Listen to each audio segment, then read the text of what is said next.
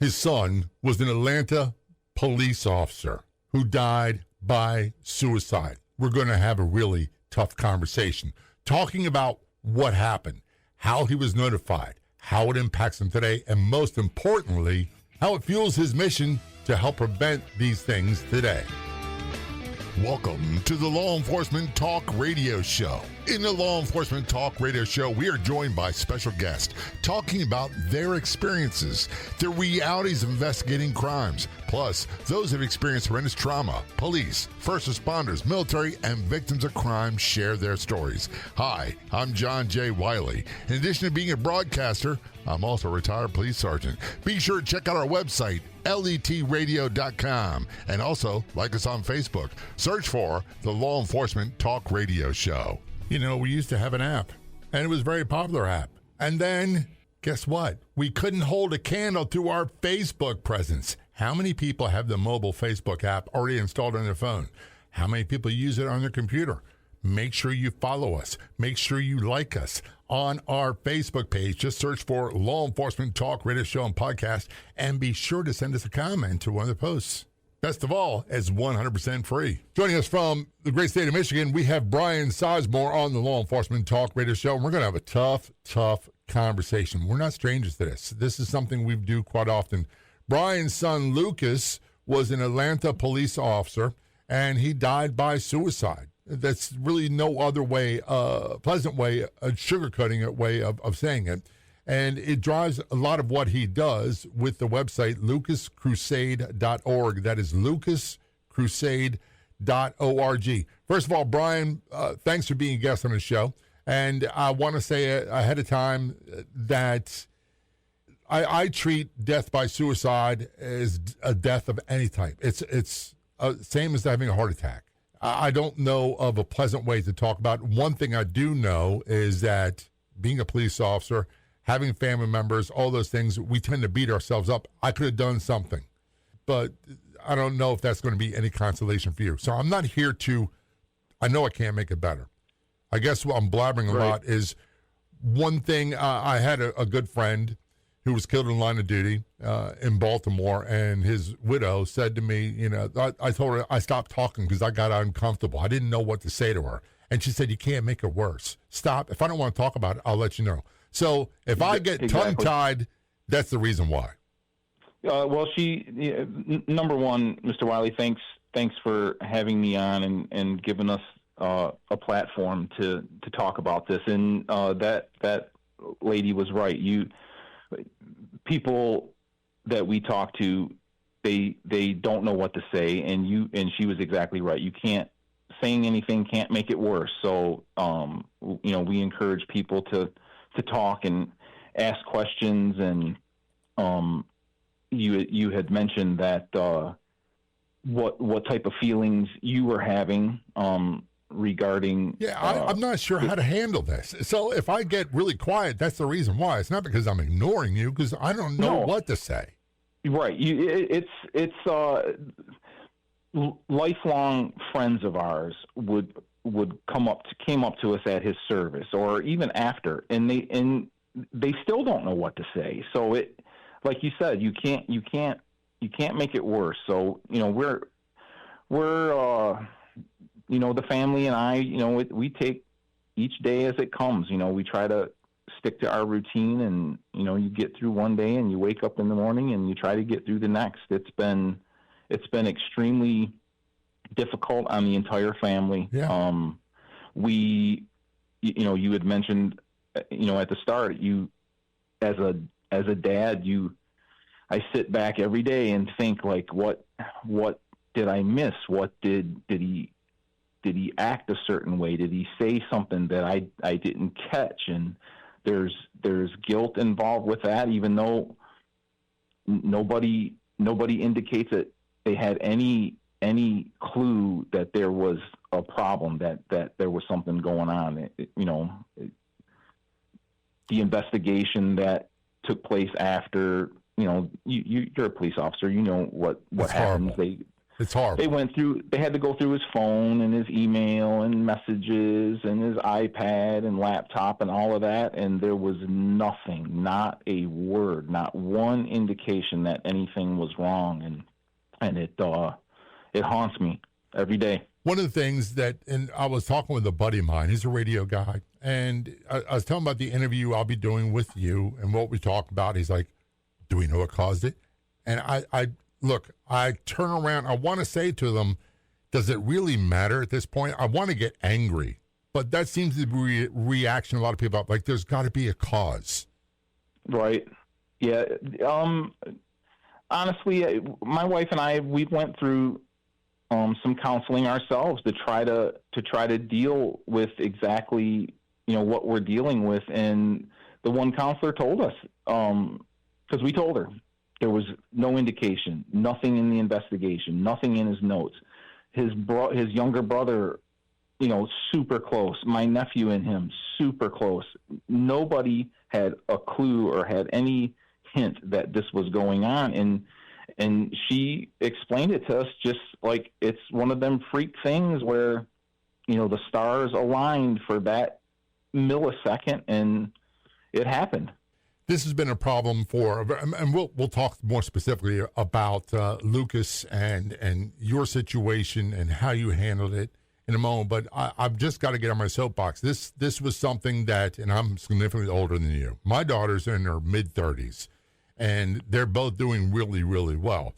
But Joseph Wambaugh, before I even became a police officer in the late 70s, talked about in his books the psychological damage that occurs. And even back then, it was a huge death by suicide for law enforcement officers was a huge problem. It's still a huge problem. And for a long time, agencies would sweep things under the rug and try to cover it up. They don't seem to be doing that now, and they seem to be a little more proactive about identifying and preventing these tragedies.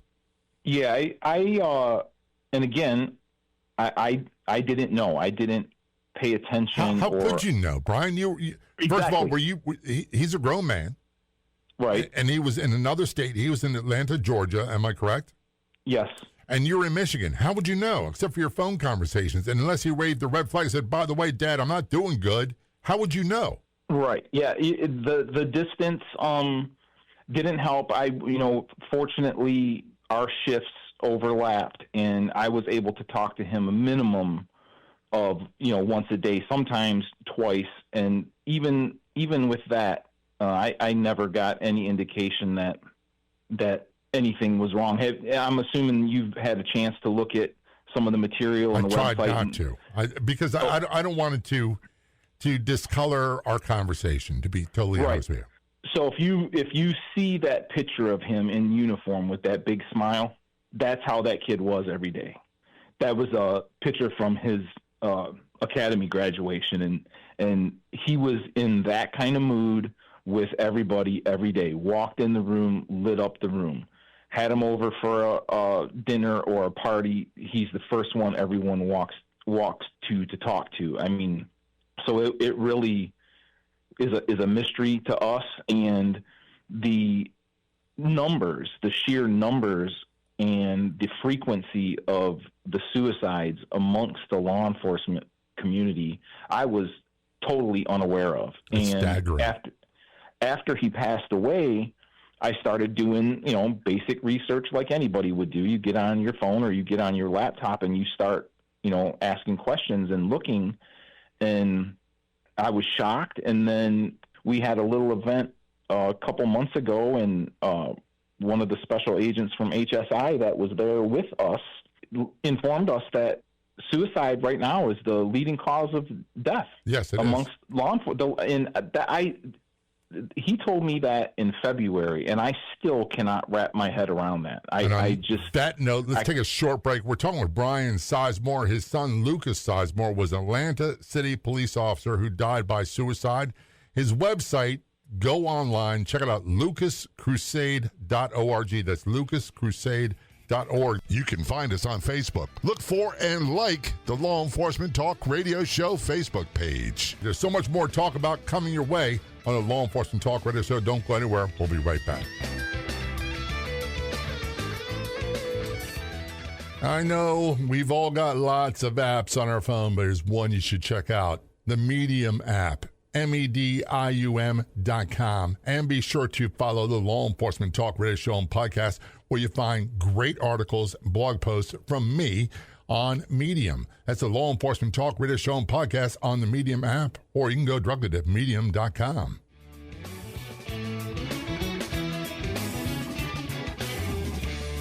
Return our conversation with Marie Sizemore on the Law Enforcement Talk Radio Show. Contacting us from Michigan.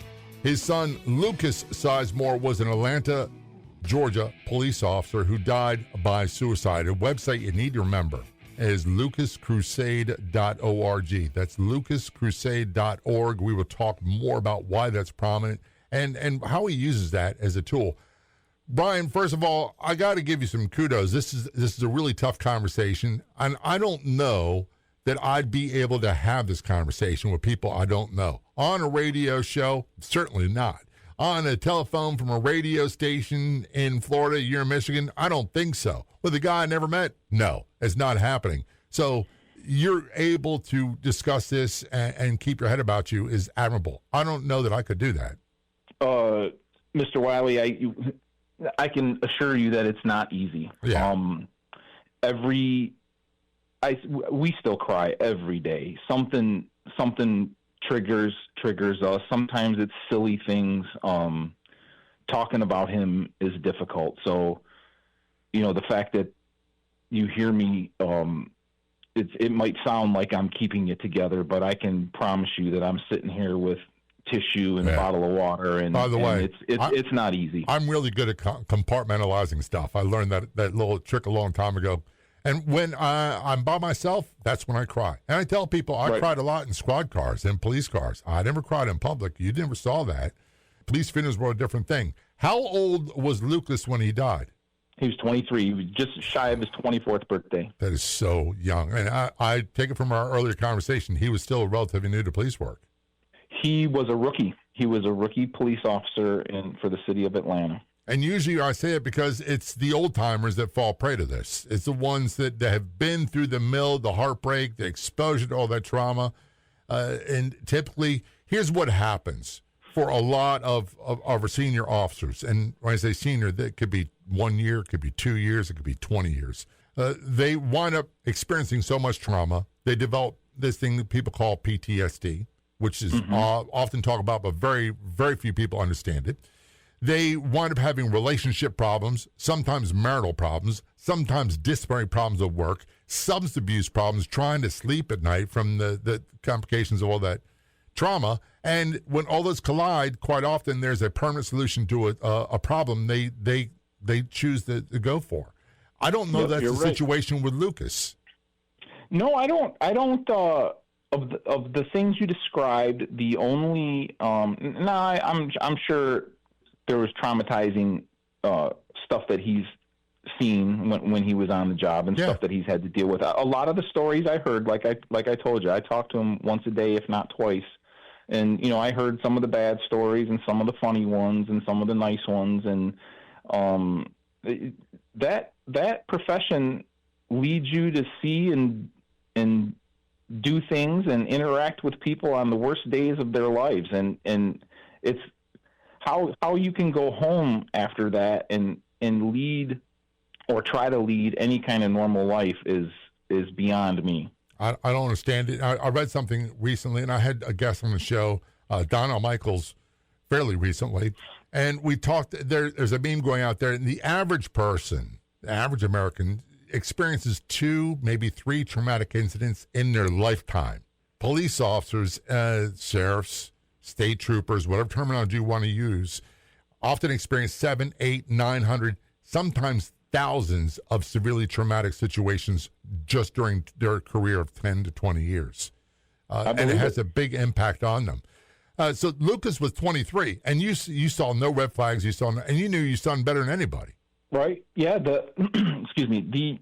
I know when he came out of the academy and completed his field training, he selected the zone that he wanted to be in the city of Atlanta and the shift. So he was on the evening watch, and that's about the only thing that I could point my finger at and say that he initially struggled with was the shift, the sleep patterns. But I helped him with that. I told him, I said, you have to treat it like you would be working a day shift. You come home from your shift, you stay awake, you do your errands, you do those things, you eat, work out, whatever you're going to do, you go to bed, and then you wake up, an hour and a half before your shift starts and go into work.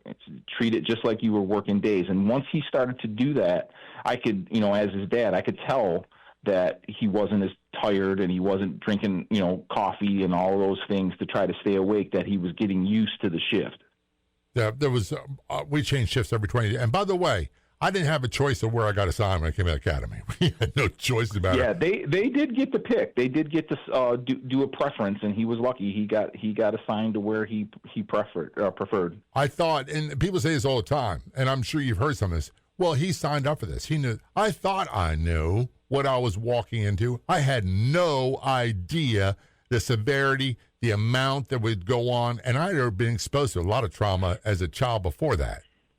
Yeah, he like I said, I heard a lot of the stories. I think a lot of it surprised him. I know anything that involved kids, especially young kids, whether it was a car accident or whether they were just in the area of they were in the vicinity of a crime, and the kids are hanging around. And again, he was a rookie police officer, so if there's a crime scene, crowd control and that type of stuff falls to like the rookies and patrolmen, and he would have to deal with those kids and those families a lot. And I'm sure, without him even telling me, I'm sure it bothered him to see kids in a situation like that.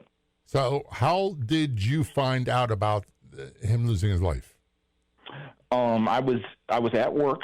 I work in logistics, and I have a routine. I walk in the door, throw my stuff down on this desk, and I walk out into the back of our building, and it was 5:06 a.m., and my coworker comes with my phone. I had left my phone up front, and she said, Evan is blowing your phone up. Evan is my younger son. So at that time of day, that wasn't abnormal. Evan at the time was playing college football, so he had practice at 6 a.m. The fact that he was awake was not abnormal. I just figured maybe something's wrong with his car or whatever. So a normal phone call in the morning. Right.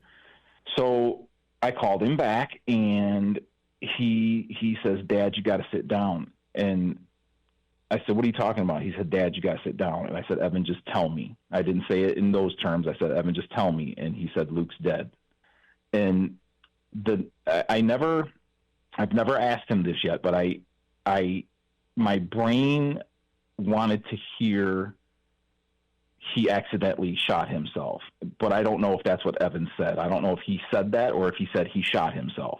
My brain wanted to hear the former, but I'm not exactly sure what you Evan were not said. prepared for it. Look, we're going to go to break in a second.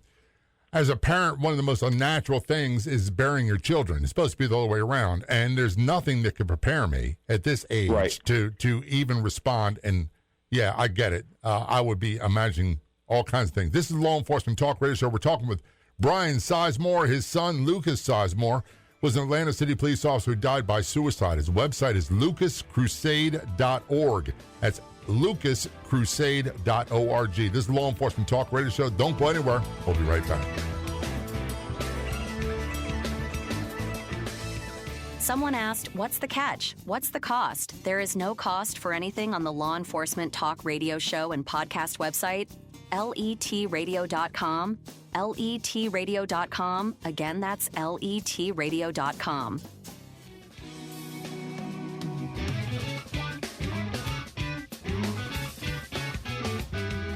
Return to conversation with Brian Sizemore on the Law Enforcement Talk Radio Show. His contact is from Michigan. His son, Lucas Sizemore, was an Atlanta police officer, and his son, Lucas, died by suicide. His website is lucascrusade.org.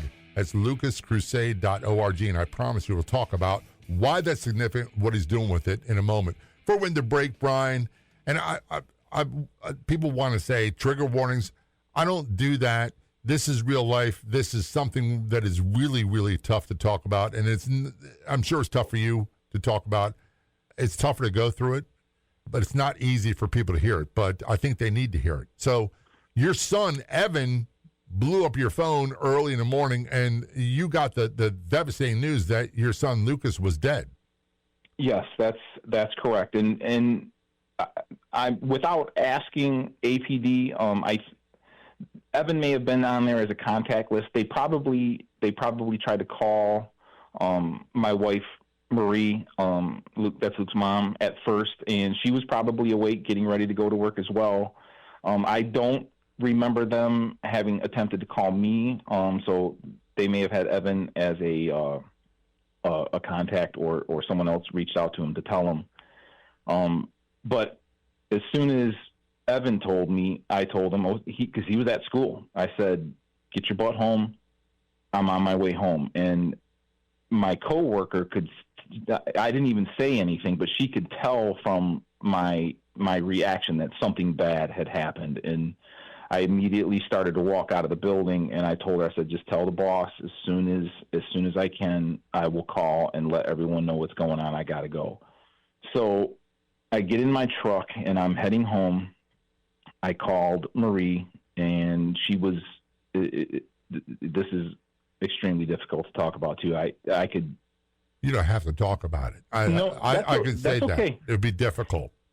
It's the sound of a mother who just found out that their child was dead is heartbreaking, and it's hard to describe. It's people say it's gut wrenching. It really is, and she was incoherent. I couldn't really understand what she was saying, and I just told her, I said, "I'm on my way home. I'll be there in a half hour." So I got home. It was still very early, and on the way I did all the things you're not supposed to do while you're driving. I probably wasn't thinking straight, but I was looking for a flight. I was trying to figure out the fastest way that I could get to Atlanta, and I couldn't get a flight out until early afternoon. So by the time I had got home, I had decided that I was just going to drive. Which is not a great idea, by the way. I did not know that. I'm sure people told you that. They weren't. So they didn't tell me that until I got there. But I can tell you that I probably received 20 plus phone calls throughout that trip. A dozen from the police chief himself. He was constantly calling me to make sure I was okay. Where are you? How are you doing? I didn't know that driving under that condition is not the smartest thing, but I can tell you that my brain. How would you know, Brian? It's I not didn't. something that we talk about. No, and my reaction was, I got to get there. I got to get there. I got to get there. So again, I'm driving to Atlanta, and I still Evan was the only one I had heard from, and I didn't know. I knew his classmates' names, some of them. I knew some of his friends' names, but I didn't have anybody's phone number. I didn't know who to call. So the idea to call the desk sergeant popped in my head. So I looked up the Zone 4 precinct headquarters in Atlanta, and I called. And I'm assuming my caller ID came up because the young lady at the desk, she said, Sizemore, we're getting these reports. Are you okay? And I said, "Ma'am," I said, "my name is Brian. I'm Lucas's dad, and I'm getting the same reports, and I'm on my way to Atlanta right now. I'm on southbound I-75 in my truck." And she said, "Okay, Mr. Sizemore, I'll have Major Clay is on his way to the scene. I'll have him call you as soon as he has any information." About maybe 10 minutes later, Major Clay called. He was still on his way to the scene. He hadn't got there yet. Informed me that he would call me back with any information that he got. And probably about a half hour after that, I want to say somewhere in the maybe 6:40 a.m. time frame, 6:45, Chief Shearbaum called, and Chief Shearbaum is the one that confirmed that Lucas had passed away. Listen, I'm sitting there imagining, and all I can do is imagine. I have no point of reference on this, and I've been on scenes of starting as a teenager, as a taxi driver, a man who died by suicide, a homicide when I was a senior year trip to New York City, guy floating in the water, went doing the Circle Line tour. I spot him in there. I'm not used to it, but when you get deaths, unnatural deaths, you get deaths by trauma, deaths by illness, whatever it is, you get suicides, and as a first responder there, you got a certain job to do, but it's hard to shut that off. But I never, ever had to deal with someone I knew that had died by suicide. And now you got first responders there, you've got the family negatively impacted, you've got everybody, and I'm not saying this is a judgy thing, I'm just saying it is tough for everybody. It is tough for everybody. It's affected people that I wouldn't have even thought it would have affected, and it's not something I wish on anybody. And then you decided to drive from Michigan to Georgia, and I get visions in my head of a guy, you, driving your car, your truck, and you're sobbing, because that's what I would do. It was between sobbing and being angry and speeding and doing all kinds of things I'm not supposed to do. Yep. 100%, every bit of that. In between the crying and all the emotions. Now once I talked to Chief Shearbaum, and in my brain now I have confirmation that he has passed away. Now I have to start calling. I'm the oldest sibling in my family. Both my parents are still alive. I've never had to make funeral arrangements for anybody. Lucas was the oldest grandchild on my side of the family, so now I have to start calling, first thing in the morning. I have to start calling these people and waking them up and telling them all his family members, all my family members, that he had passed away, aunts and uncles and cousins and all of these people. And then on top of that, try to make arrangements to get him home. And that's like a double funeral arrangement scenario, because he's got to be transported from Georgia back up to Michigan. So he had to go to a funeral home outside of Atlanta, and they had to prep him, and they book a flight for the transportation of his remains, everything. It was a whole ordeal. And here's I want people to just consider this. We're running out of time for this segment, and there's also the religious factors that a lot of people, and it seems like they can't help themselves and say certain things because that's a condition. And what they don't realize, and I'm not saying this to be scolding people, I'm just saying this, when someone dies by suicide, it is a death. It's an unnatural death, and you've got the survivors left to deal with the circumstances, which we'll talk about in a few moments. And those circumstances continue for the rest of their lives. This is Law Enforcement Talk Radio Show. We're talking about Marie Sizemore. His son, Lucas Sizemore, one of his sons, was an Atlanta, Georgia police officer who died by suicide. His website is lucascrusade.org. That's lucascrusade.org. And when we return, we'll talk about the long-term impacts and how lucascrusade.org plays into what he does. You can find us on Facebook. Just search for the Law Enforcement Talk Radio Show and be sure to click like. Don't go anywhere. We'll be right back.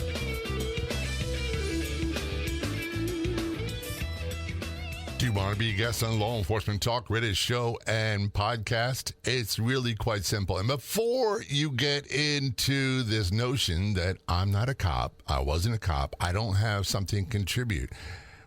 Well, the show is about investigating crime. That's one aspect of it from the real life perspective of those who did it. And then it's also about trauma, how trauma impacted them, often crime-based, but not always. Our guests quite often are law enforcement officers, other first responders, military, victims of crime, their spouses, or survivors, talking about how trauma impacted them, what happened, how it affected their lives, and how they rebuilt their lives after. If you want to be a guest, just contact me. It's really simple. Send an email to jay@letradio.com. That's jay@letradio.com. Or go to letradio.com and the Contact Us page. And you can get me right there as well.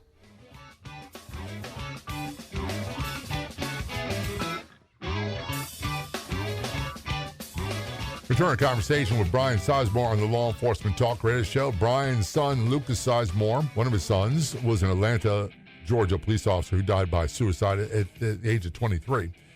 And his website is lucascrusade.org. That's lucascrusade.org. Before we end the break, Brian, you're talking about driving to Atlanta. You're talking about having his remains shipped back to Michigan. And I imagine the preparation for a funeral is something that's I still not sure what to do with family members. But one thing we really have not talked about in depth, and we did talk a little bit about it, is the impact. As a father, as a police officer, I can only imagine this is something you and the missus live with and his brothers and siblings live with every day. Yeah, it's consuming. It really is. You can't help but think about it. You can't help but think about him. You know, we were lucky to have him as long as we did. You think about the things that he's going to miss. You know, he didn't get married. He didn't have any children or anything like that. I mean, as a parent, you want to see him grow up and have a family. Right. It's all natural. I would assume. And here's the thing. I'm trying not to assume, but I would be praying at night and in the morning. Dear God in heaven. I'm paraphrasing. I would say things like, "Don't let me think about this today. Don't let me react to this today. Don't make this be an issue." How can it not be? It's I don't think I could, like you just said. I don't think I cannot think about it. And I'm blessed to have wonderful coworkers. I think they can tell if I'm having a moment. You know, someone might say something not intentionally, but something very simple, and it'll trigger something. And I just quietly walk away because it upsets me a little bit. But it's you can't. At least I can't. I can't go through not one day, not a half a day without thinking. I think about them all the time, but sure. It's always something that's going to trigger me, and I don't think I'll ever get over it. Part of me, and my daughters are in their 30s, mid-30s now, and we have a totally different relationship than when we were teenagers, and you know what I'm talking about there. But part of my mind is thinking, I'll be an old guy. I'll be in my 70s or 80s, and they'll be in their 40s, and we'll sip tea on the front porch, and we'll laugh and laugh and laugh, and it'll be great. And I don't think about bad things happening, but I never, ever think about this. Right, yeah, you don't... I think as human beings, we're pre-programmed to think about the positive and what is down the road and all the happy times, and you don't even let your brain go to that place where what would a catastrophic ending look like, and where would I be, and he's not with us anymore, and your brain just doesn't think that way. No, mine doesn't. That's for sure. So I got to ask you this. Earlier you said, I'm paraphrasing, you said something like, I'm glad we got to spend the amount of time with him that we did, and that's a pleasure. That's something that's a positive. How do you say positive about this?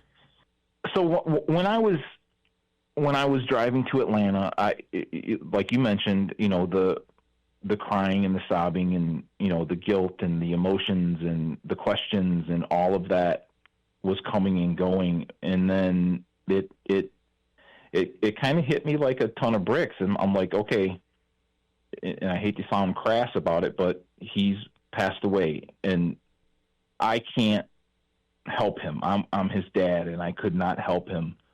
What am I going to do now? Right. So,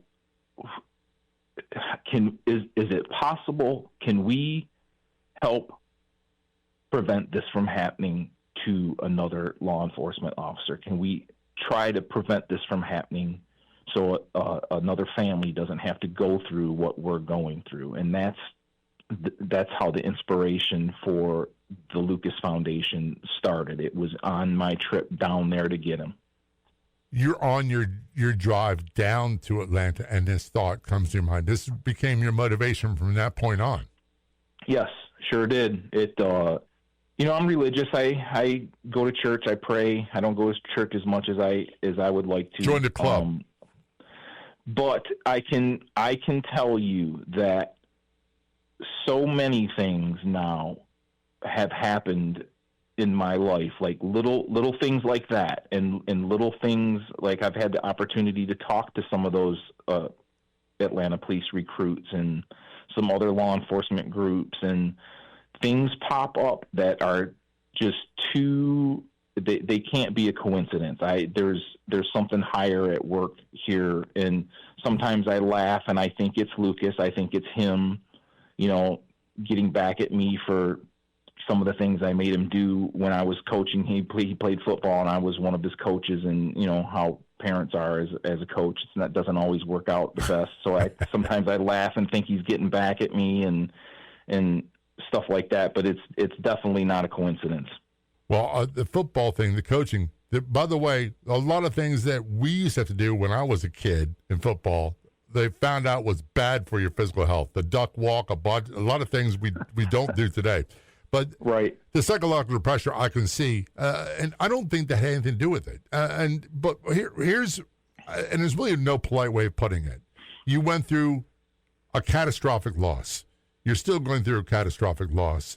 And you've shifted somehow or another to, we want to prevent this from happening to other people, other families. And that's when the whole concept for lucascrusade.org formed in your mind. Yes, correct. When I did finally make it to Atlanta, and if you ever meet Chief Shearbaum, he can confirm this story for you. I had to go into a conference room, answer some basic questions, and I knew that the detectives had to, do their investigation, and they were asking a lot of the same things, like did he say anything? Did I know anything? Did he text you anything? And, it was all no, we didn't know anything. And Chief Shearbaum was sitting right next to me at this conference room table, and I asked him to step in the hallway for a second. And it was right then that I said, hey, the family wants to start this foundation, and, we want to do anything we can do to prevent this from happening again. And Chief Shearbaum was on board with us from the first second that it came out of my mouth. They've done such a really good job. And by the way, it's not just police. It's also firefighters. It's our military veterans. It's our emergency room nurses, linemen, EMS personnel. It is a huge, huge problem. And people love this term, and they talk about mental health as if, and I'm guilty of this as everybody else until I experienced it myself. They think of it as being something external I should have some control over. Your brain is an organ, just like your heart is an organ, just like your liver is an organ. When you have heart problems, you go see a doctor. When you have mental illness issues, your brain is malfunctioning, you go to a doctor. I'm no mental health professional. And I know that there are plenty that are working in this field that are trying to prevent this. And you really can't point fingers at anybody, but all I can say is that either we're not doing enough, or what we're doing isn't 100% working. So, maybe we try something different. I don't know what the answers are. I don't know either, but we got to do things differently. That's we got to do something. We got to do something, and that's what we're trying to do. I am not the person to be able to tell you what to do or what needs to change, but something's got to change because I'm hypersensitive to it now. I could be in the middle of doing something and hear it on the news, an officer in this city, in this part of the country, or two officers over here or down south took their own lives. It rings in my head, and I really pay attention to it now, and it happens so much that I'm just overwhelmed. We're going to just tell people, just go to your website, lucascrusade.org. That's lucascrusade.org, and I'm sure people can contact you there. Brian, thanks so much for telling your story in the Law Enforcement Talk Radio Show. Very much appreciated.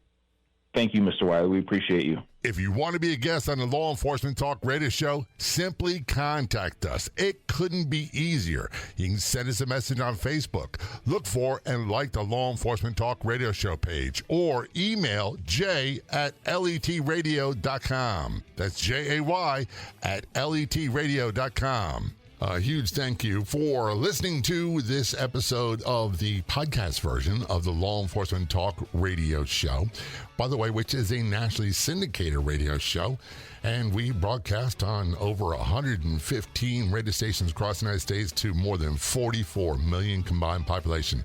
If you like our show, there's two simple things you can do. Go to our website, letradio.com. Add your favorites. Check it often. You can find episodes of the show right there. And the second one involves our Facebook page. It's so easy to find great content, including past episodes of the show. And when you see something that you like, that resonates with you, be sure to share it with your friends. We'll be back in just a few days with another episode of the Law Enforcement Talk Radio Show and podcast. Until then, this is John J. Wiley. See ya.